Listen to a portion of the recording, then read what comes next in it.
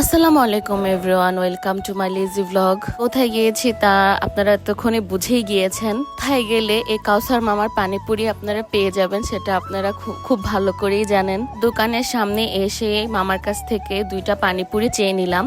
তো মামা খুব মিষ্টি একটা হাসি দিয়ে বললো, মামা অপেক্ষা করেন, দিচ্ছি। তো টক এত ঝালের মধ্যে সেই পানিপুরি গুলাকে ডুবিয়ে খেতে এত মজা লাগতেছে আপনাদের বলে বোঝানো যাবে না। খেয়ে শেষ করার সাথে সাথে চলে গেলাম লাইভ পিৎজা খেতে। এটা খুবই ভালো ছিল লাইভ পিৎজাটা। ওরা ক্লেম করেছিল যে যদি পিৎজা ভালো না হয় তাহলে তাদেরকে 1 টাকাও পেমেন্ট করতে হবে না। তাদের বলেছিলাম যদি আসলে ভালো না হয় তাহলে 1 টাকাও দিব না। আমরা 12 ইঞ্চির একটা পিৎজা অর্ডার করি, যেহেতু আমরা মানুষ অনেক বেশি ছিলাম। পিৎজাটা তারা 12 ইঞ্চির মতো করে দিয়ে তারপরে পিৎজাতে যা যা টপিং লাগে সবই ওরা দিচ্ছিল। স্যাটিসফাইড লাগে, প্রত্যেকটা টপিং খুব ভরে ভরে দিতেছিল, মানে অনেক বেশি করে দিতেছিল। তারপরে আমিও বলতেছিলাম যে তাদেরকে একটু বেশি বেশি করে বাড়িয়ে দিতে। আমার বলার পরেও ওরা আরো বেশি বেশি করে দিচ্ছিল। এটা খুবই ভালো লেগেছে তাদের। তো পিৎজাটার উপরে অনেক টপিং দেওয়াতে পিৎজাটা অনেক সুন্দর লাগতেছিল।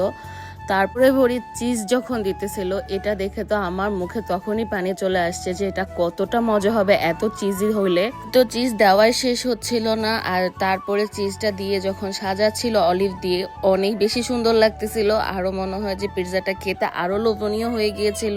এর তো মনে হয় পিৎজা সাজানো শেষই হচ্ছিল না, একটু পরপর এক একটা দিয়ে ওরা পিৎজাটা সাজাচ্ছিল, মানে কোনোটাই ওরা বাদ দেয়নি। ওরা পিৎজাটাকে শেষ করলো সাজানো বেবি কর্ন দিয়ে। তখন পিৎজাটা দেখতে আর একটু বেশি সুন্দর লাগতেছিল, আর বেবি কর্নটা দেখে আমি বেশি খুশি হয়ে গিয়েছিলাম। আর কর্ন খেতে আমার খুবই ভালো লাগে। তারপরে তারা পিৎজাটাকে চুলায় দিয়ে দিল। এর মধ্যে পিৎজাটা তৈরিও হয়ে, পিৎজাটা খেতে আসলে খুবই মজা ছিল। চলে গেলাম তান্দুরি চা খেতে। তারপরে তান্দুরি চাটাকে দেখলাম খুব ভালো করে আগুনে পোড়াচ্ছিল। তারপরে সেই পোড়ানো মানে চায়ের কাপটা তারা খুব সুন্দর করে দুধের চায়ের মধ্যে মিশাচ্ছিল। তো তারা তাদের করে মতো করে চাটা খুব সুন্দর করে কফি আর গুঁড়া দুধ দিয়ে সাজিয়ে দিচ্ছিল। এটা দেখে খুবই ভালো লেগেছিল। চাটা খেতে ভালো লাগেনি। তারপরে চলে গেলাম ভুট্টা খেতে। ভুট্টাটা তো ছিল খুবই মজা। ভুট্টা তো আমার খুবই পছন্দের। এর মধ্যে ভুট্টা নিয়ে নিলাম, আর শীতকালে ভুট্টা খেতে ভালোই লাগে। আপনারা ভুট্টার দোকানে গেলে একটু দরদাম করে নেবেন, কারণ তারা ভুট্টার দামটা অনেক বেশি চায়। তো দরদাম করে নিয়ে ভুট্টা খাবেন।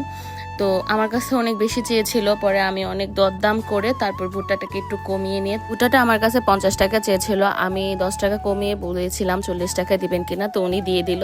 তো তারপরে ভুট্টাটাকে উনি খুব সুন্দর করে পুড়িয়ে দিল, তারপর লবণ দিল। আমি লবণ ছাড়া খাই না ভুট্টা।